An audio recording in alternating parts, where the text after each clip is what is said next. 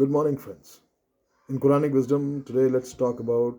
आज हम ये बात करते हैं कुरान क्या कहती है इंडिविजुअलिज्म और कलेक्टिविज्म के बारे के मुतालिक। इंडिविजुअल ये है कि हर एक आदमी जो है अकेला, और व्यक्तिवाद, वो चाहे कि वो अकेला जी सकता है, अकेला सब काम कर सकता है, उसको माशरे सोसाइटी की ज़रूरत नहीं। वो बहुत ही गलत ख्याल है और मुमकिन भी नहीं।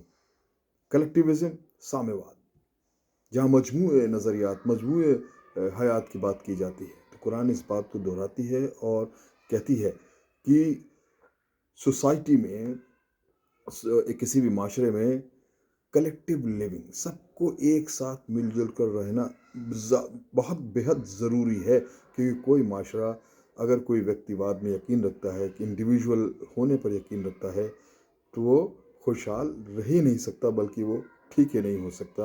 इसी बात को कुरान ने समझाया है chapter Al Imran, the family of Imran. और उसमें एक बात कही गई है ज़ोर से, बहुत क्लियरली, कि अल्लाह ताला की रस्सी को मजबूती से पकड़ लो।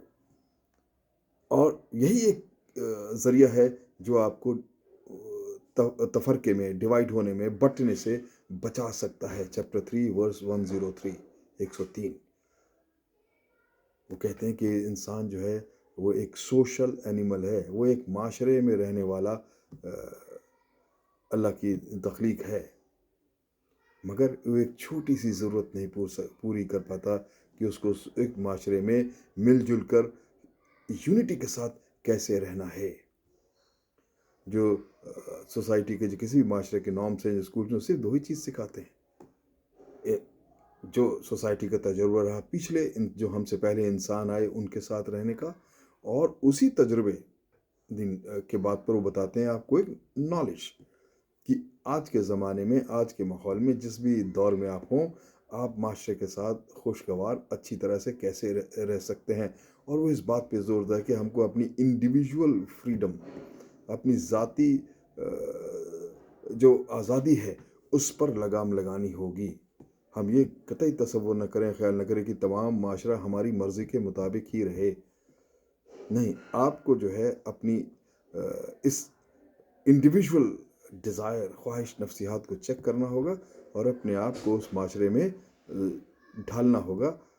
तभी आप सब एक माशरे में एकजुट होकर रह सकते, वरना सोशल है ना, अगर सब इंसान अपनी अपनी मर्जी से जीने लगे, कोई किसी की परवाह न करे, कोई किसी का ख्याल न करे और जो चाहे वो करे, तो वो फिर माशरा नहीं रह जाएगा। उसे कहेंगे अंग्रेजी में सोशल अनार्की। एक भगदड़, एक जंगल, एक लाकानूनियात, ऐसा एक माशरा बन जाएगा, और वो बहुत ही नुकसानदायक है और सबको तबाह ही की तरफ ले जाएगा और कुछ नहीं। ये जो इंटरेस्ट हैं, दो इंटरेस्ट के, सेल्फ सेंटर्ड इंटरेस्ट, अगर मैं सिर्फ अपने ही इंटरेस्ट देखूं और उसको उसमें इतना मुब्तला हो जाऊं कि मैं यहाँ तक कि मुनाफकत में शामिल हो जाऊं, कि ज़ाहरी तौर से बहुत अच्छी बातें करूं, सब नॉर्म्स को अपना जो है दिखावा ऐसा बना लूं, बाहरी रूप के सब कहें कि बहुत अच्छा इंसान है, मगर अंदरूनी तौर से मेरा हर नज़रिया, हर काम सिर्फ मेरे ही मफाद की तरफ, सेल्फ इंटरेस्ट की तरफ ही माइल होता है, तो वो मुनाफिकत की तरफ बढ़ जाता है। अगर आप सेल्फ इंटरेस्ट से ओरिएंटेड होंगे और वो कोई हद नहीं रखेंगे, तो यकीनी तौर पर आप एक मुनाफिक बन जाएंगे। इसीलिए इस सोसाइटी में ये ज़रूरी है कि हम इंडिविजुअलिज्म, व्यक्तिवाद को छोड़कर साम्यवाद, मजमूई हयात की तरफ अपना स्ट्रिक्टली से कदम रखें और उसी के बनाए हुए नॉर्म्स पे चलें। अगर आप सब आदमी अपनी मर्जी से जीने लगे, इंडिविजुअल पे यकीन करने लगे, तो क्या होगा? तो एक ही चीज़ जो बढ़ती है, मैं जैसे कहता हूँ, सोशल एनार्की, और आपकी जो पर्सनैलिटी है, वो अच्छी पर्सनैलिटी डेवलप होने में एक बहुत बड़ा रोड़ा है, क्योंकि कोई आप पर यकीन करेगा नहीं, और आपकी क्रेडिबिलिटी भी बहुत लूज हो जाएगी।